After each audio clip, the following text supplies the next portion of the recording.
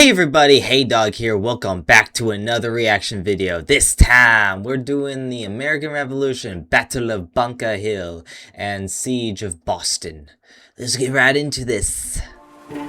April 1775. 1775. A British ship carries an urgent message across the Atlantic to the American colonies. Britain's Parliament has passed a conciliatory resolution. A last-ditch effort by Prime Minister Lord North to avert conflict with the colonies. Sure. Now that resolution is en route to America. Great. It is a 6-week voyage. Damn. By the time it arrives, the shooting has started at Lexington and Concord. Yep. Blood has been spilled. The war has begun. It has begun. Lord North's conciliatory resolution is met with defiance in colonial assemblies and the Continental Congress. Liberty or death. Its terms, which do not concede Parliament's right to tax the colonies, offer far too little, too late. Too late. The reply from Congress, written by Benjamin Franklin, Thomas Jefferson, John Adams, and Richard Henry Lee, is a litany of unredressed grievances. The Coercive Acts, the Quebec Act, Vice Admiralty Courts, the list goes on. Negotiations are faltering, with fatal consequences. The fighting will continue, and is about to reach bloody new heights. Bloody. The American Revolution, Part 3. These fellows say they won't fight. By heavens, I hope I shall die up to my knees in blood. Damn. That's a lot of blood. I know a lot of blood. That's a lot of blood. June 1775. The main British force in America is in Boston, commanded by General Thomas Gage. He has been reinforced to 6,000 regulars. Oh, there you go. But he is besieged by 15,000 New England militia. These men are highly motivated and have proven capable in combat, but they lack discipline and ammunition. Oh, well, that's not good. Prior to the arrival of their new commander-in-chief, George Washington, they are under the command of Artemus Ward, a sickly 47-year-old militia officer of limited experience. Oh, well, he sucks. Nevertheless, under his direction, the militia have fortified the heights overlooking the Charlestown Peninsula. From these positions, cannon could target British ships in Boston's inner harbor. General Gage decides he must eliminate this threat and decides to seize the heights as a step to breaking the siege. It will be an opportunity not only to avenge British honor, tarnished by the shambolic retreat from Concord.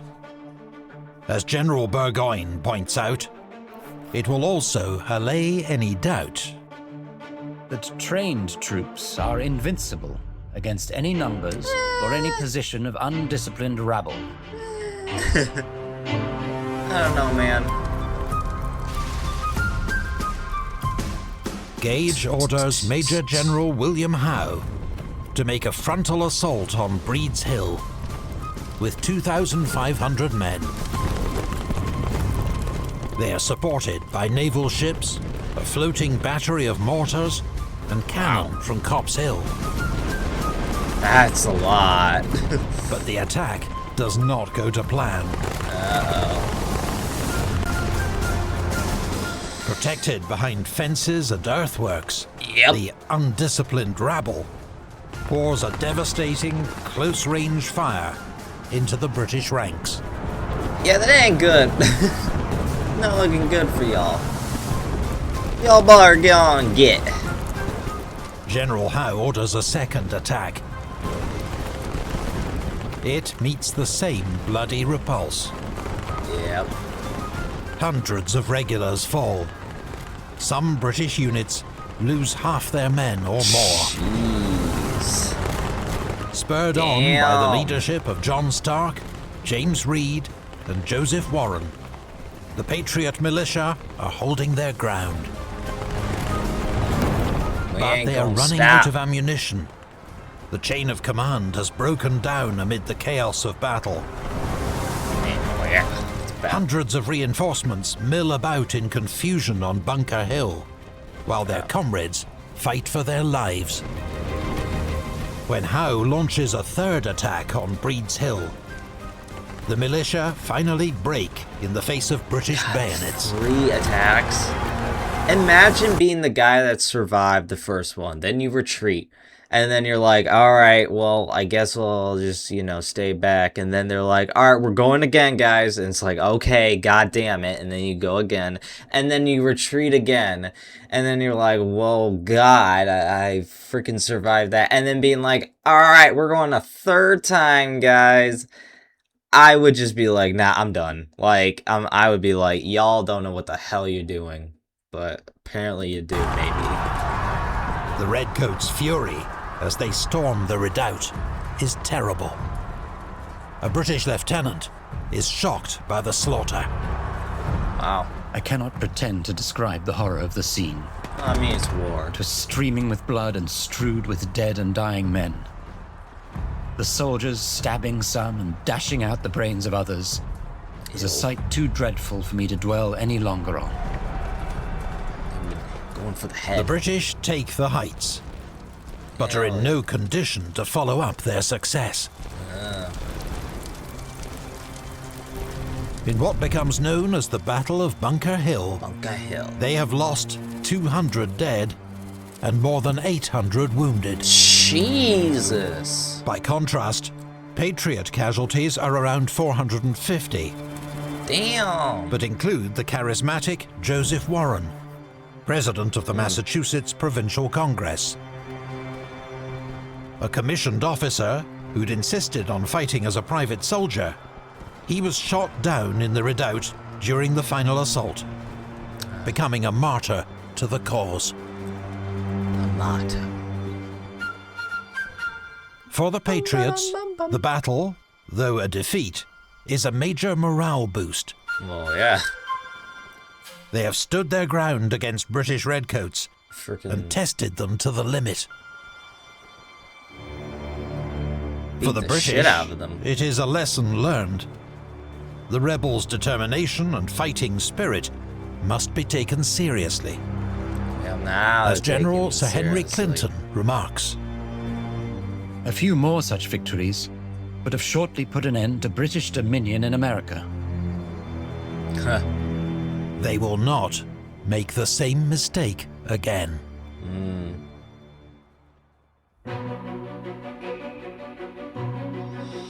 Oh, the king. Many of our subjects in North America, misleaded by dangerous and ill-discreting men, have at length proceeded to open an avoided rebellion. Sorry. It's in the morning. That summer, tired. British authority across the 13 colonies begins to disintegrate. The governors of North and South Carolina, Virginia, New York, and New Hampshire have all been forced to flee their homes. Others resign. While in Connecticut, John Trumbull sides with the Patriots. Oh, wow. Only in New Jersey and Georgia do British-appointed governors retain any control. Damn. The British have barely any troops in America outside of Boston. A fact which is underscored when frontiersman Ethan Allen leads a band of New Hampshire militia to storm Fort Ticonderoga, held by a skeleton force of just 48 redcoats. That's nothing. A lot of guns. The so-called Gibraltar of North America falls without a shot fired. Damn. And the rebels seize 59 heavy guns from its arsenal. That's crazy. Yet even now, there are those on both sides who seek a peaceful way out of the crisis. I mean, yeah. Moderates, like John Dickinson of Pennsylvania, believe the colonies are too divided among themselves to survive without British protection. He foresees a multitude of commonwealths, crimes, and calamities, centuries of mutual jealousies, hatreds, wars of devastation, till at last the exhausted provinces shall sink into slavery under the yoke of some fortunate conqueror. I mean, like, kind of? Some cling to a belief that King George III is sympathetic to their cause, but has been led astray by his dishonest and corrupt ministers. In July, at Dickinson's urging, the Second Continental Congress sends a new petition to the King. We solemnly assure your Majesty that we most ardently desire the former harmony between Great Britain and these colonies may be restored. Your Majesty's ministers, persevering in their measures and proceeding to open hostilities for enforcing them, have compelled us to arm in our own defense. I mean, We therefore beseech your Majesty to settle peace through every part of your dominions, with all humility, submitting to your Majesty's wise consideration. That's where having a gun, everyone has a gun, because they always go back to this. I'm in America right now, and I still don't... I mean, I don't have a gun. Actually, I shouldn't say it. I have a gun. Well, no, I don't have a gun. Well, never mind. I live in America. There are a lot of people with guns. I'm just gonna say that right now. There's a lot of people with guns. And, because we're defending ourselves against the British, you know. Yeah. I like that, yeah. I don't know where I was going with that. It becomes known as the Olive Branch Petition. But it is beaten to London by news and maimed British soldiers from Bunker Hill. They're like, what the hell, In August, George III declares his American colonies to be in open rebellion. Okay, well... The British Empire begins to assemble its might to reclaim the colonies by force.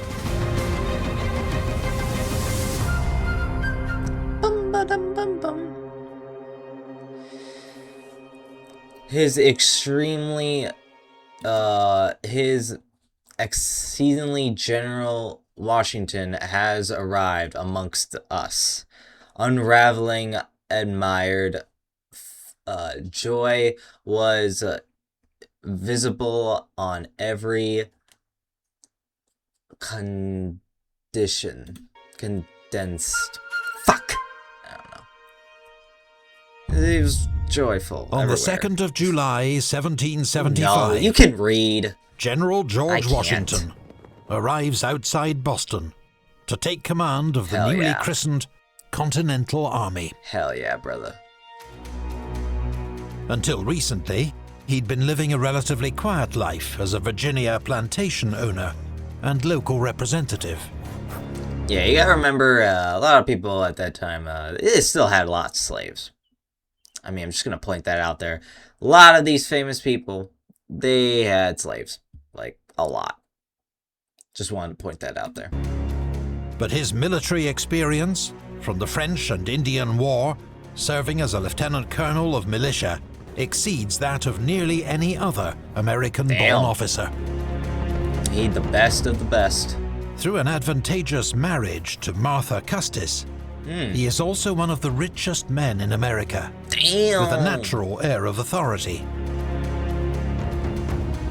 Dr. Benjamin Rush, a congressional delegate from Pennsylvania, observes, "He has so much martial dignity in his deportment that you would distinguish him to be a general and a soldier from among 10,000 people."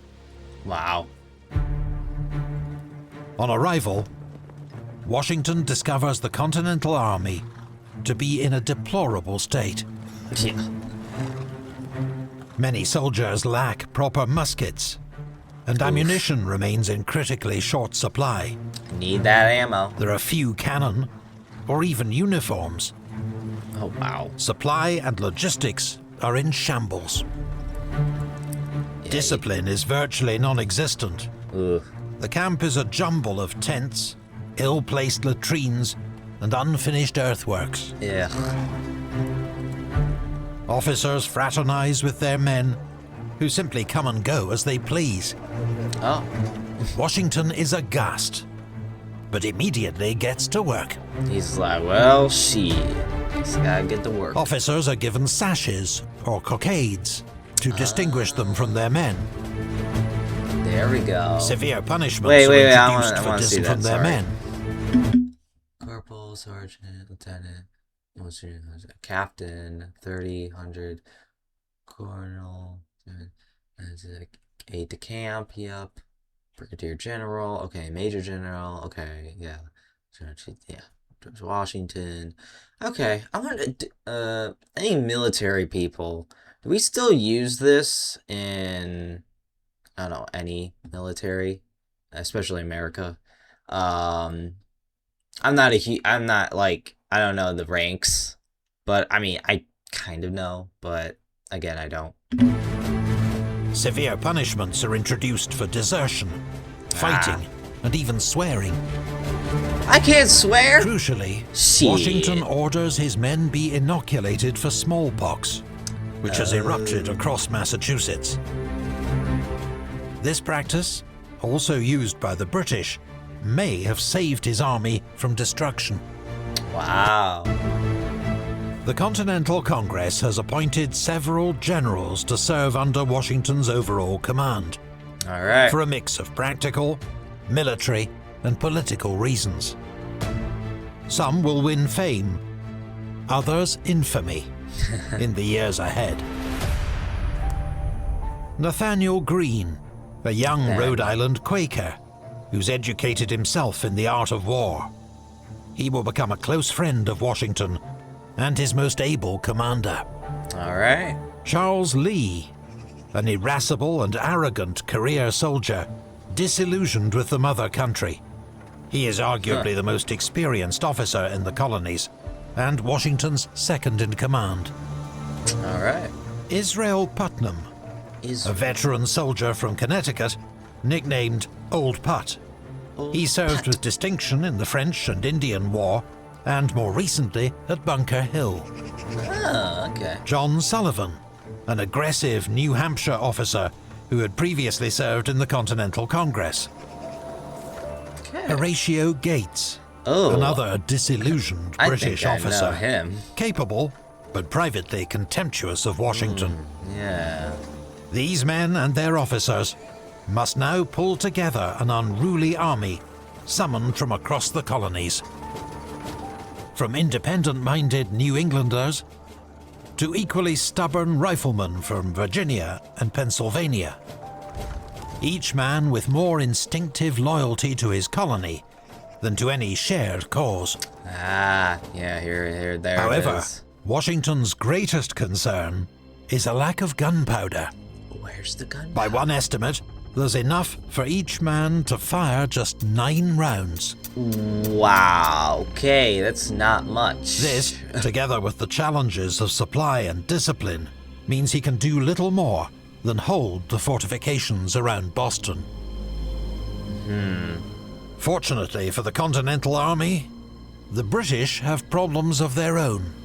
The British. Boston is riddled with smallpox. Ugh. Most British soldiers have been inoculated or exposed to the disease, though some still fall sick. Oof. Bostonians themselves suffer much more greatly. Ooh, okay, that's not great. Of greater concern now they're bottled up in Boston, is that British supply lines now stretch more than 3,000 miles back across the Atlantic to Britain. Oh, that's very long. British ships I always forget are now... because I'm always a modern person, and I was like, oh, it'll take like a couple days maybe. No, it takes like weeks. Weeks!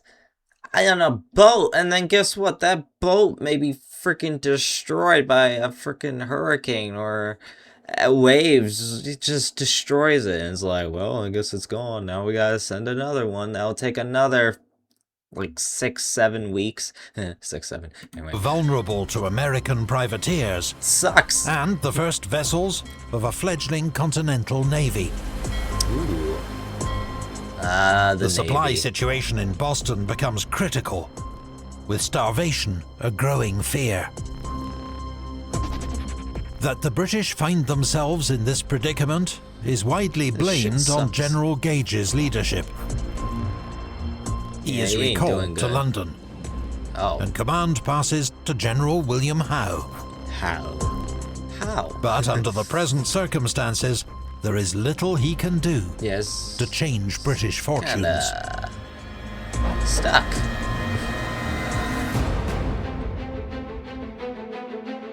If that man is not crushed before spring, he will become the most formidable enemy America has.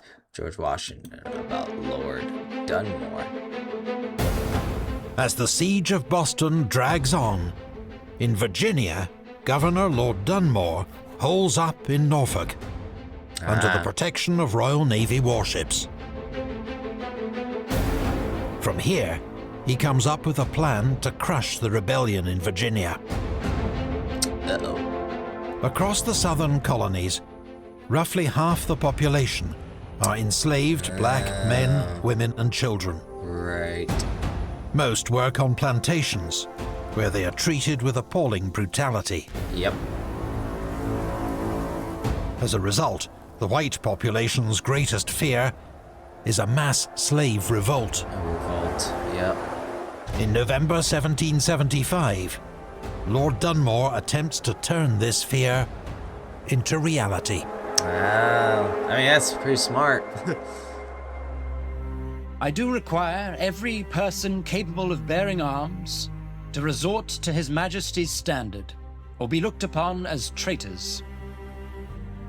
And I do hereby farther declare all indented servants, Negroes, or others, free, that are able and willing to bear arms, they joining His Majesty's troops as soon as may be.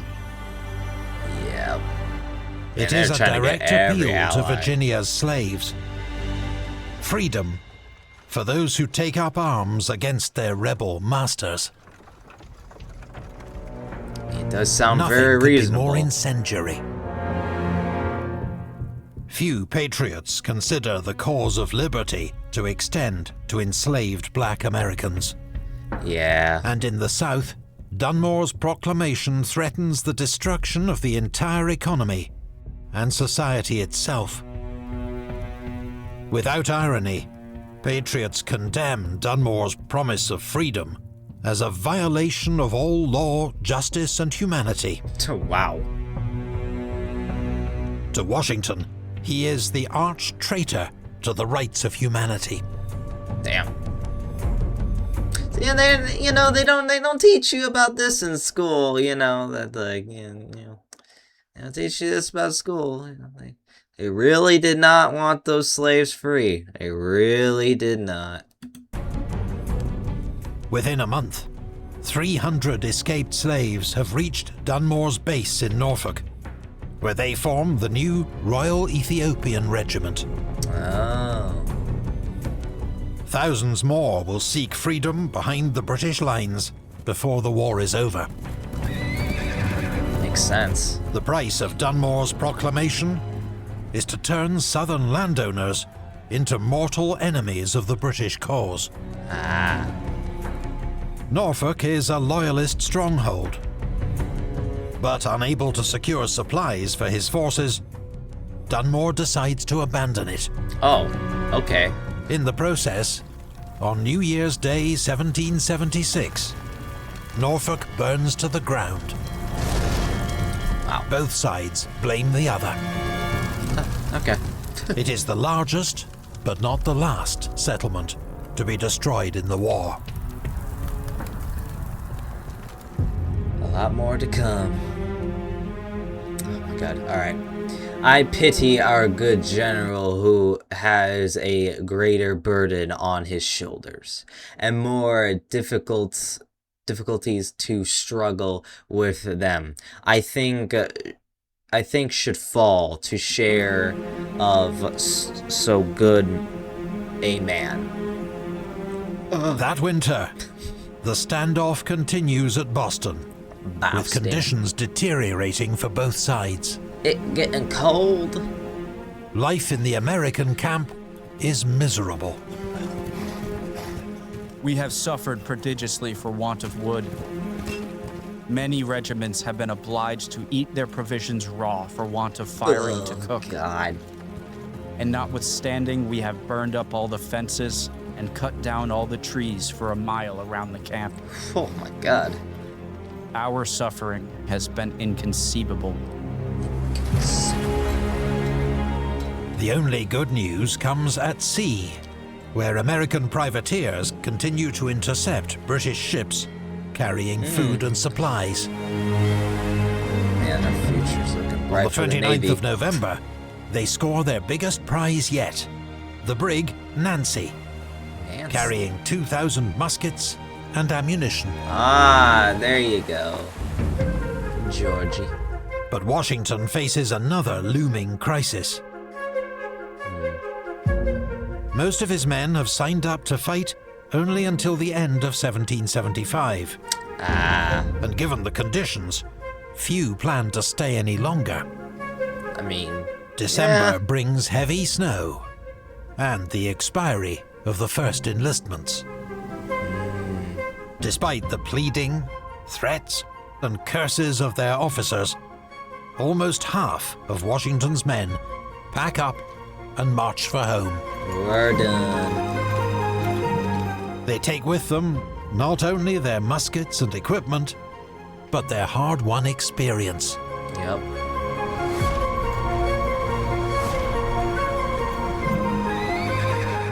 Washington is distraught.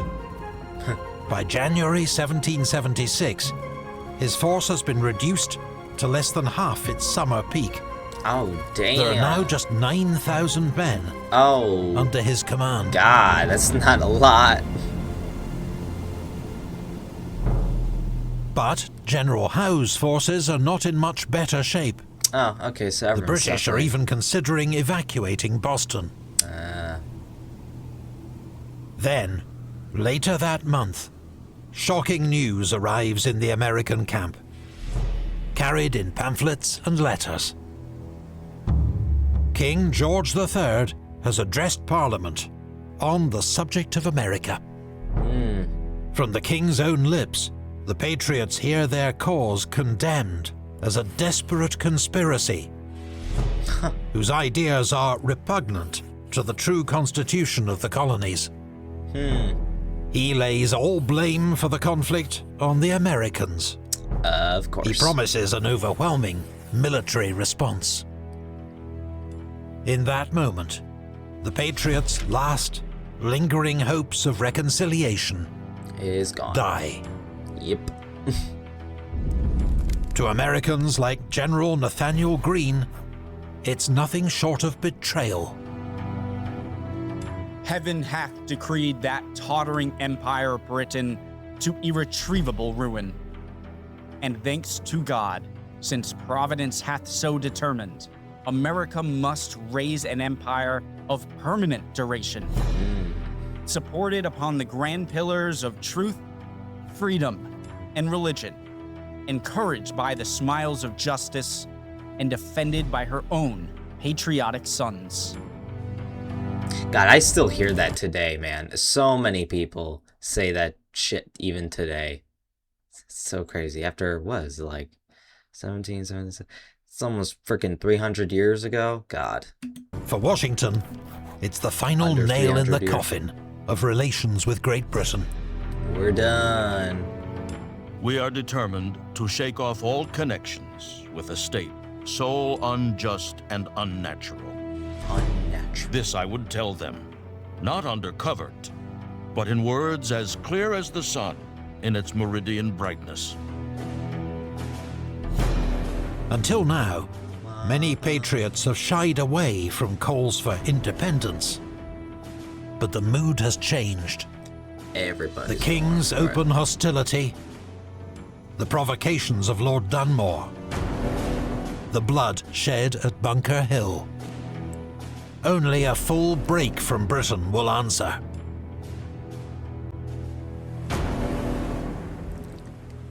But Britain is preparing to fight back. Everything they got. The British are going to attack. Do you enjoy epic history? Yeah, alright, that was pretty cool. Yeah, and now we're on basically full-scale war. And I actually did not know it was going to take that long. I thought it was kind of like, oh, they did a little thing, then this, and then Bunker Hill, and then immediately like, alright, we're war now. It just took like, you know, like a year. But like, it kind of took a while for everyone just to kind of be like, nah, we all hate the British, right? Okay, we're on the same page. Alright. Anyway, hopefully you guys liked it. Comment and subscribe. See ya!